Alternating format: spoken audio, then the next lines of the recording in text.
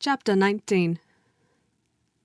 The next day opened a new scene at Longbourn. Mr. Collins made his declaration in form, having resolved to do it without loss of time, as his leave of absence extended only to the following Saturday, and having no feelings of diffidence to make it distressing to himself even at the moment, he set about it in a very orderly manner, with all the observances which he supposed a regular part of the business. On finding Mrs. Bennet, Elizabeth, and one of the younger girls together soon after breakfast, he addressed the mother in these words: "May I hope, madam, for your interest with your fair daughter Elizabeth, when I solicit for the honour of a private audience with her in the course of this morning?" Before Elizabeth had time for anything but a blush of surprise, Mrs. Bennet instantly answered, "Oh dear, yes, certainly. I am sure Lizzie will be very happy. I am sure she can have no objection. Come, Kitty, I want you upstairs." And gathering her work together, she was hastening away, when Elizabeth called out, "Dear ma'am, do not go. I beg you will not go. Mr. Collins must excuse me. He can have nothing to say to me that anybody need not hear. I am going away myself." "No nonsense, Lizzie. I desire you will stay where you are." And upon Elizabeth seeming really, with vexed and embarrassed looks, about to escape, she added, "Lizzie, I insist upon your staying and hearing Mr. Collins." Elizabeth would not oppose such an injunction, and a moment's consideration making her also sensible that it would be wisest to get it over as soon and as quietly as possible, she sat down again, and tried to conceal, by incessant employment, the feelings which were divided between distress and aversion. Mrs. Bennet and Kitty walked off, and as soon as they were gone, Mr. Collins began. "Believe me, my dear Miss Elizabeth, that your modesty, so far from doing you any disservice, rather adds to your other perfections. You would have been less amiable in my eyes had there not been this little unwillingness. But allow me to assure you that I have your respected mother's permission for this address. You can hardly doubt the purport of my discourse, however your natural delicacy may lead you to dissemble. My intentions may have been too marked to be mistaken. Almost as soon as I entered the house, I singled you out as the companion of my future life. But before I am run away with by my feelings on this subject, perhaps it will be advisable for me to state my reasons for marrying, and moreover for coming into Hertfordshire with the design of selecting a wife, as I certainly did." The idea of Mr. Collins, with all his solemn composure, being run away with by his feelings, made Elizabeth so near laughing that she could not use the short pause he allowed in any attempt to stop him farther, and he continued, "My reasons for marrying are, first, that I think it a right thing for every clergyman in easy circumstances, like myself, to set the example of matrimony in his parish. Secondly, that I am convinced it will add very greatly to my happiness. And thirdly, which perhaps I ought to have mentioned earlier, that it is the particular advice and recommendations of the very noble lady whom I have the honour of calling patroness.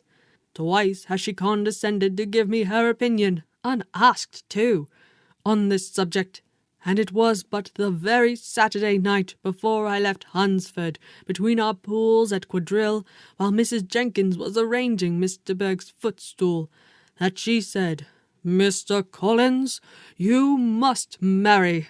A clergyman like you must marry. Choose properly. Choose a gentlewoman for my sake, and for your own. Let her be an active, useful sort of person, not brought up high, but able to make a small income go a good way. This is my advice. Find such a woman as soon as you can. Bring her to Hunsford, and I will visit her. Allow me, by the way, to observe my fair cousin, that I do not reckon the notice and kindness of Lady Catherine de Bourgh as among the least of the advantages in my power to offer. You will find her manners beyond anything I can describe, and your wit and vivacity, I think, must be acceptable to her, especially when tempered with the silence and respect which her rank will inevitably excite.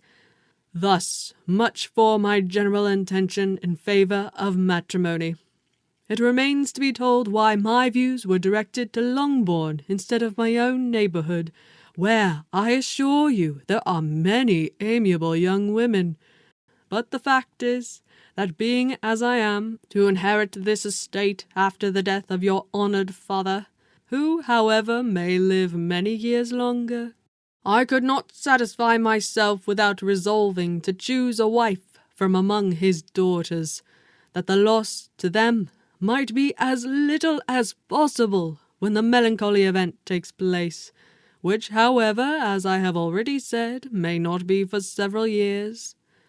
This has been my motive, my fair cousin, and I flatter myself it will not sink me in your esteem. And now nothing remains for me but to assure you in the most animated language of the violence of my affection. To fortune I am perfectly indifferent, and shall make no demand of that nature on your father, since I am well aware that it could not be complied with, and that £1,000 in the 4 per cents, which will not be yours till after your mother's decease, is all that you may ever be entitled to. On that head, therefore, I shall be uniformly silent, and you may assure yourself that no ungenerous reproach shall ever pass my lips when we are married." It was absolutely necessary to interrupt him now. "You are too hasty, sir," she cried. "You forget that I have made no answer. Let me do it without further loss of time. Accept my thanks for the compliment you are paying me. I am very sensible of the honour of your proposals, but it is impossible for me to do otherwise than decline them." "I am not now to learn," replied Mr. Collins with a formal wave of the hand, "that it is usual with young ladies to reject the addresses of the man whom they secretly mean to accept when he first applies for their favour, and that sometimes the refusal is repeated a second or even a third time. I am therefore by no means discouraged by what you have said, and shall hope to lead you to the altar ere long." "Upon my word, sir," cried Elizabeth, "your hope is rather an extraordinary one after my declaration. I do assure you that I am not one of those young ladies, if such young ladies there are, who are so daring as to risk their happiness on the chance of being asked a second time. I am perfectly serious in my refusal. You could not make me happy, and I am convinced that I am the last woman in the world who can make you so. Nay, were your friend Lady Catherine to know me, I am persuaded she would find me in every respect ill qualified for the situation." "Were it certain that Lady Catherine would think so," said Mr. Collins very gravely, "but I cannot imagine that her ladyship would at all disapprove of you, and you may be certain that when I have the honour of seeing her again, I shall speak in the highest terms of your modesty, economy, and other amiable qualifications." "Indeed, Mr. Collins, all praise of me will be unnecessary.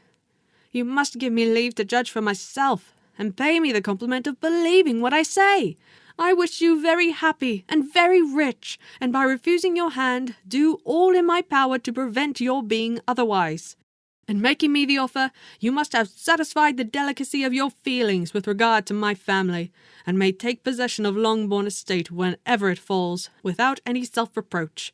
This matter may be considered, therefore, as finally settled." And rising as she thus spoke, she would have quitted the room, had not Mr. Collins thus addressed her. "When I do myself the honour of speaking to you next on the subject, I shall hope to receive a more favourable answer than you have now given me, though I am far from accusing you of cruelty at present, because I know it to be the established custom of your sex to reject a man on the first application, and perhaps you have even now said as much to encourage my suit as would be consistent with the true delicacy of the female character." "Really, Mr. Collins," cried Elizabeth with some warmth, "you puzzle me exceedingly. If what I have hitherto said can appear to you in the form of encouragement, I know not how to express my refusal in such a way as may convince you of its being one." "You must give me leave to flatter myself, my dear cousin, that your refusal of my addresses are merely words, of course. My reasons for believing it are briefly these. It does not appear to me that my hand is unworthy of your acceptance, or that the establishment I can offer would be any other than highly desirable. My situation in life, my connections with the family of de Bourgh, and my relationship to your own are circumstances highly in my favour, and you should take it into further consideration that, in spite of your manifold attractions, it is by no means certain that another offer of marriage may ever be made you. Your portion is unhappily so small that it will in all likelihood undo the effects of your loveliness and amiable qualities. As I must therefore conclude that you are not serious in your rejection of me, I shall choose to attribute it to your wish of increasing my love by suspense, according to the usual practice of elegant females. I do assure you, sir, that I have no pretensions whatever to that kind of elegance which consists in tormenting a respectable man. I would rather be paid the compliment of being believed sincere. I thank you again and again for the honour you have done me in your proposals, but to accept them is absolutely impossible. My feelings in every respect forbid it. Can I speak plainer? Do not consider me now as an elegant female intending to plague you, but as a rational creature speaking the truth from her heart." "You are uniformly charming," cried he with an air of awkward gallantry, "and I am persuaded that, when sanctioned by the express authority of both your excellent parents, my proposals will not fail of being acceptable."